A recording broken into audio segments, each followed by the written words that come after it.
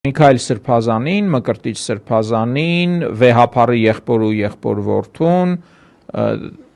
էլի մի քանի օքու տնային կալանքի Կալանքից տարան տնային կալանքի։ Այսինքն բանտից ուղարկեցին տնային կալանքի։ Միանգամից ասեմ, այդ ազատվել չի, շատերը սխալ դա անվանում են ազատեցին, չէ, այդ ազատել չի, նամանավանդ օրինակ ես հարցազրույցներ եմ արել մարդկանց հետ, ովքեր տնային կալանքի տակ են եղել, իդեպ Նարեն էլ է արել հարցազրույց, ու մենք շատ լավ գիտենք տնային կալանքի տակ լինելը, նամանավանդ 2-3 շաբաթից հետո, թե հոգեբանորեն, թե ֆիզիկապես մաշումա ոչ միայն այդ մարդուն, այլ իր ամբողջ ընտանիքն է ազդվում դրանից։ Ընդ որում այդ չեմ հիշում նախկին քաղբանտարկյալներից ում մեկնաբանություններ, ասում է այդպես ավելի ինչ որ առումով էլ ավելի դժվար է, երբ դու ինքդ քեզ պիտի ստիպես տնից դուրս չգալ։